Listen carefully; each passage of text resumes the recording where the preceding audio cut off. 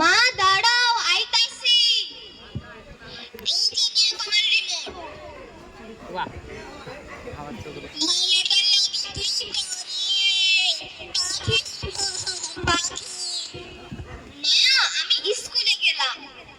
যা জলদি চলে আসিস, কোথাও আড্ডা মার। তুমি গুলশানের মাইয়া গো লাগে উড়া। মামা, দেখো মা আইতাছে। কোথায় যাইতাছো মামুনি?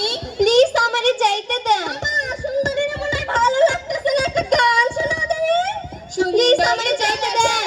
কাপতে সঙ্গী হলে দশটি তাতে। ও নাকি আমাকে বাঁচান। মামা, চলে গেল তো, কালকে আবার আসবো নি, চলো গা। এভাবে কিছুদিন চলার পর আজকে যে ছাত্র ছাত্রীদের কি পড়াবো, আসুক দেখা যাক।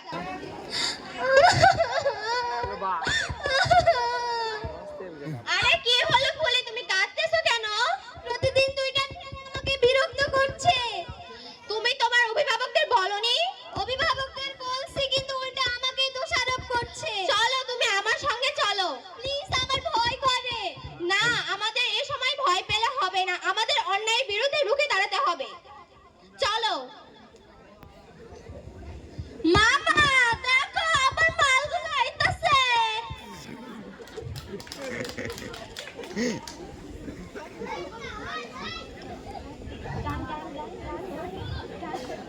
আকাশেতে লক্ষ তারা, চাঁদ কিন্তু একটাই। এই তোমাদের কি হয়েছে? তোমরা ওকে বিরক্ত করছো কেন? আপনি কেটা? আমি যে হই, তোমাদের পরিবারে কি মা বোন নেই? মা বোন তো আছে, আমার ডালিমের মতো বউ তো নেই। সবাইকে যদি মা বোনের চোখে দেখি তাহলে বিয়ে করব কারে? আচ্ছা দাঁড়াও, তোমাদের এবার মজা দেখাচ্ছি। আপনি আপনার কথা থেকে ওকে আমার হাতে তুলে দেখাবেন। দাঁড়াও, তোমাদের এবার মজা দেখাচ্ছি। সোজা আঙ্গুলে ঘি না উঠলে আঙ্গুলটা বেঁকাতে হয়, এটা আমি অনেক ভালো করে জানি। এক্ষুনি আমি স্যারকে কল করছি। হ্যালো, আসসালামু আলাইকুম স্যার, আমি বড়গ্রাম হাই স্কুলের একজন শিক্ষিকা বলতেছি। আমাদের অষ্টম শ্রেণীর ছাত্রী মোসাম্মদ তারমিনকে দুইটা বখাটে ছেলে অনেক বিরক্ত করছে। প্লিজ আপনি তাড়াতাড়ি চলে আসুন।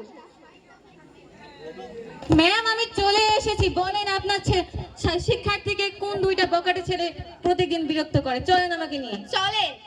এই তো এই দুটো বখাটে ছেলে। ছি ছি ছি। বিশ্রী গন্ধ। তোমাদের ঘরে কি মা বোন নেই?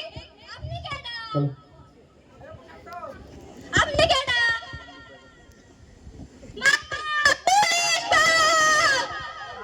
তোমাদের উচিত শিক্ষা না দিলে হবে না। রাস্তাঘাটে মেয়েদের দেখে ইপটিজিং করা। দাঁড়াও, দিচ্ছি তোমাদের একটা থাপ্পড়। আপনারা কিছু বলেননি? রাস্তাঘাটে মেয়েদের দেখে ইপটিজিং করা, হ্যাঁ, এটা তোমাদের শিখিয়েছে তোমাদের পরিবার। আমাদের এবারের মতো ছেড়ে দেন, আমরা আর কোনোদিন এভাবে করব না। মনে থাকে জানো, এভাবে কাউকে রাস্তাঘাটে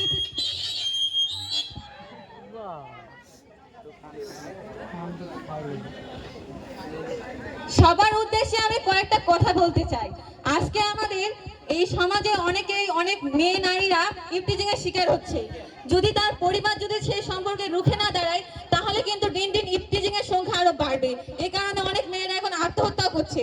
আমরা যদি এভাবে প্রতিরোধ না করি, তাহলে কিন্তু অনেক মেয়ে, আমাদের নারী জাতি ধ্বংস হয়ে যাবে।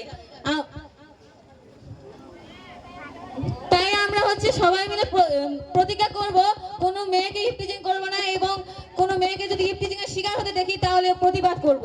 এভাবে কিন্তু আমাদের চুপ করে থাকলে হবে না। এবং আমাদের শিক্ষক মণ্ডলীকে যদি কোনো শিক্ষার্থীকে যদি ইপটিজিং করে, তাকে সাথে সাথে আমাদের শিক্ষক মণ্ডলীকে জানাতে হবে। এভাবে যদি চলতে থাকে তাহলে তো আমাদের শিক্ষা জাতি ধ্বংস হয়ে যাবে, এবং মনুষ্যত্ব বলতে কোনো মানুষের মনুষ্যত্ব বলতে কিছুই থাকবে না। এই বলে আমি আমার সংক্ষিপ্ত বক্তব্য শেষ করলাম। আল্লাহ হাফেজ। ধন্যবাদ জানাই।